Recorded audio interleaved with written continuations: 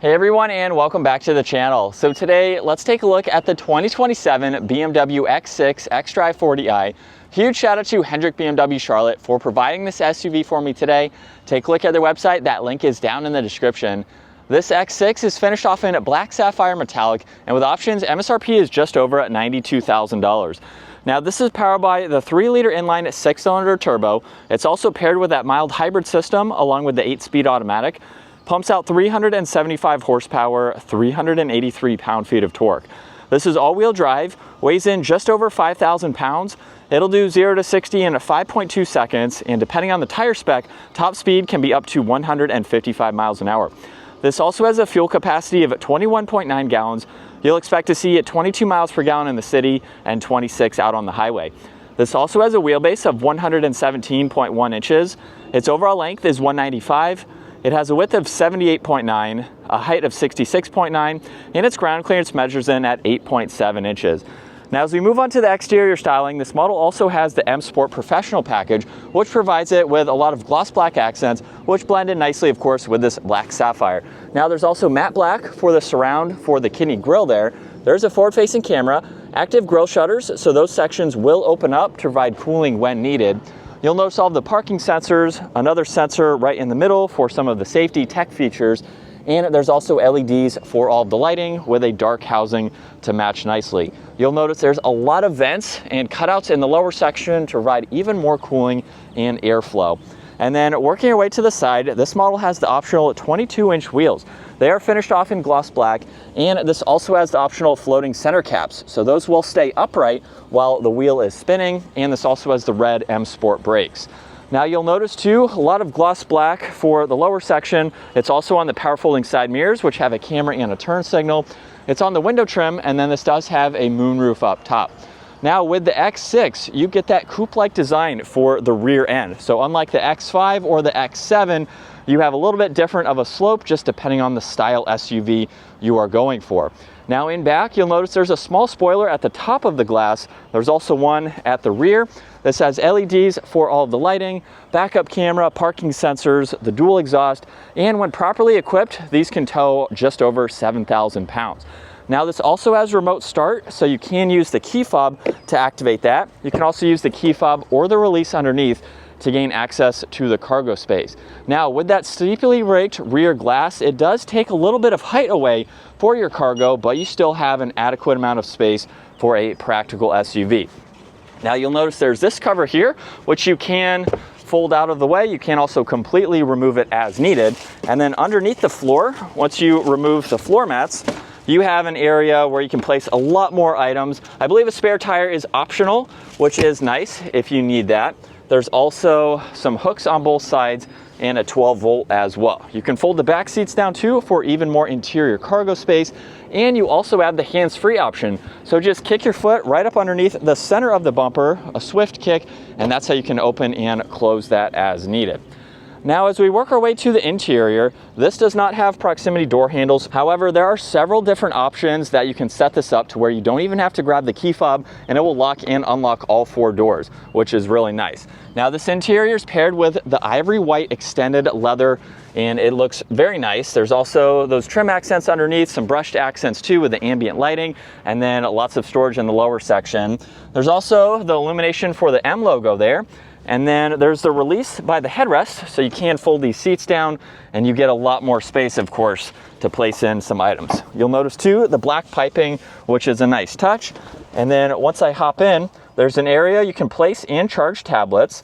There's also storage pockets, vents. You get heated seats with all of your climate adjustments, storage, and an auxiliary down below.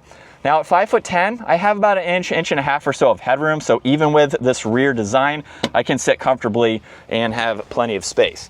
You'll notice right in the middle, there's also the armrest where you get storage. There's also cup holders that pop out, and you can fold this middle seat down individually. So just depending on the versatility that you need, and you have those smaller cargo windows here to better assist you with visibility. Now up front, this also has memory seating adjustments. You can control the front passenger seat by using that and the power adjustments on the driver's side, which is nice.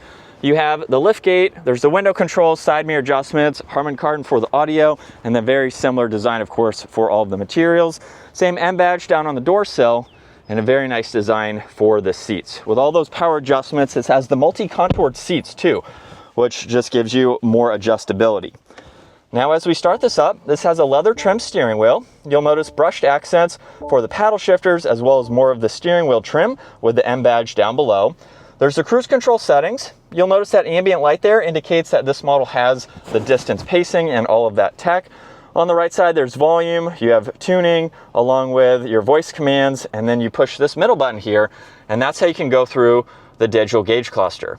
So you have quite a lot of content to scroll through, including the augmented reality. It's better to use this at nighttime, but you have that additional camera system when you need to use it. And you can further go through the rest of this information. Now there's also a few different ways that you can go through the layout, so depending on how you want to view this information. And then the last one is for the head-up display. So you have a few different settings there to monitor as needed. Now this also has a power steering wheel, so you have that adjustment on the left side. There's also storage to the left of the steering wheel, headlight adjustments, one air vent. This gets leather for the dash. And then with the infotainment system, there's quite a lot to go through. So you have the shortcuts in the lower section, and you can also use the shortcuts down below with this dial here. Now under all of these apps, there's Apple CarPlay and Android Auto. You can also get into the drive recorder. There's different driving settings. Doors and windows is how you can set up where you can approach and walk away from the vehicle without grabbing the key fob, and you have a few others to gain access to. Now the home screen also has this split view. You can quickly get into the climates, along with the map and navigation, music, and then this model has heated and ventilated seats, the heated steering wheel, and temperature adjustments for driver and passenger. More of that trim accent underneath, along with the illumination with X6. There's air vents in the middle, volume, tuning, hazards, and defrosters, and then there's tons of space with wireless charging, cup holders, and auxiliaries. Now with the shortcuts, you can go through all of these very quickly, so it's fantastic whether you want to use it as a touchscreen system or quickly do that. Now this is how you put the vehicle into reverse, where this model has the 360 camera system, and you have several different views here to gain access to your visibility. So there's no shortage of visibility, really nice to see. When you put it into drive, you can further push on some of these to pull up the forward-facing angle as well. If you go back again, go into S, that's how you can utilize the paddle shifters, and then park's located behind that. Now there's traction control, parking sensors, and then the various driving modes. So it will change the colors, of course, and it will also change the throttle input as well. Now there's the downhill assist, auto hold, and the e-brake, a split design for the armrest with an auxiliary. There's also a locking glove box, and then up top, garage door buttons, dome lights, and then adjustments for the sunshade and sunroof. And then here's a look at visibility. Even with that steeply raked rear glass, you can easily see over both shoulders and out of that back window as well. So even from the rear view, you have a lot of visibility. So we set up behind the wheel for the X6 xDrive40i. This is the first time driving an X6 after I've owned an X5. So I have an LCI X5 if you are new to the channel. This is my second X5, so I've had about 4 years of ownership with the X5. So the X6 here is nearly identical to my vehicle aside from the rear end design. So for driving this, that rear glass, I could see getting used to it if this is a vehicle that you're looking for this type of design. So I think it's neat that BMW offers two different styles just depending on the look you're going for out of your SUV. With the 40i here as well, it's very similar to my 40i in terms of the power and the engine that it has, and it's definitely very sporty. Without going up to the competition models, I think this is definitely very adequate for everyday driving, and it still does give you some performance and sporty aspects. So while I didn't go with the competition, I didn't need all of that power for my family SUV. If it was my only vehicle, I definitely would. Since it's not though, I think this is still very fun to drive, very sporty too. And I do have the 22-inch wheels on my X5, so I can talk about what those are like for this model here. A lot of people tend to shy away from them because they think it will be a little bit more of a harsher ride, and to an extent that is true, but honestly, I have zero complaints. I went from the smaller wheels on my first X5 with the height adjustable suspension to the M Sport suspension with the 22-inch wheels, and I love it. It is so much nicer in my opinion. Not to say that the other suspension wasn't nice, but just depending on what suits you best. My wife has zero complaints with the ride too. So I think it's a really nice setup, just depending on what you would like to spend. Of course, the 22s are going to cost more as they are an additional option. Now, as far as the driver's seat here goes, at 5'10", I have about 1.5 or 2 inches up front, just like in the rear, but this is a height adjustable seat. So you can be a little bit taller than me and still fit comfortably. And with these multi-contoured seats, you have a lot of adjustments that I didn't even know I had in mind, to be honest, where I can bring that headrest to match my head without actually adjusting the recline of the seat. So you have so many different ways to adjust these. I highly recommend. It's about a $700 or $800 option to go with them, but you're driving this all the time. It's definitely a nice option to get, and you can get the seats super comfortable. Now, with everything else, this is nearly identical to my X5. I love the tech. The larger screen, in my opinion, is so much nicer in the LCI models. I love it compared to the previous generation, which I did have.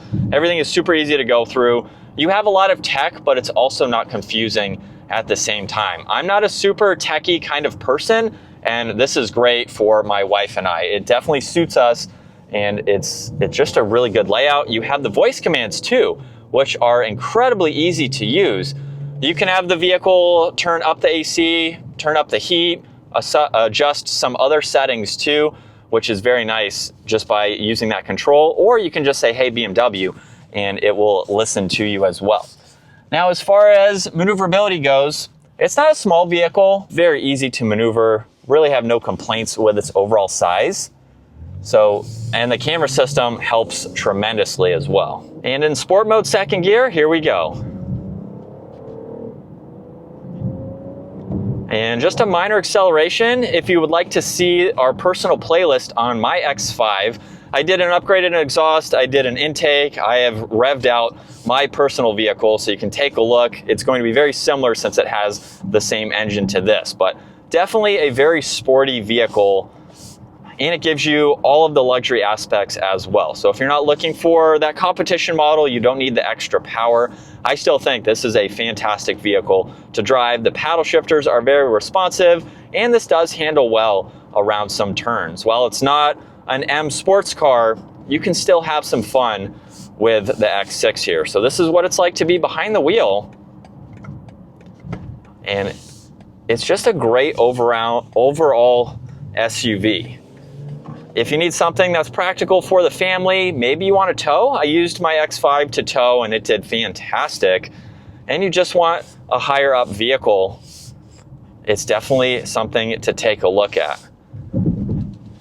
Handles well over bumps like that for its normal suspension. We don't have that height adjustable adaptive suspension for this model,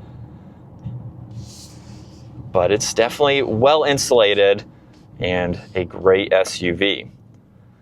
So that is going to wrap it up for the 2027 BMW X6 xDrive40i. Once again, huge shout out to Hendrick BMW Charlotte for providing this for me today. Take a look at their website, give this video a huge thumbs up if you enjoyed it, and consider smashing that subscribe button so you can stay up to date with our daily uploads. I will see you all in the next video.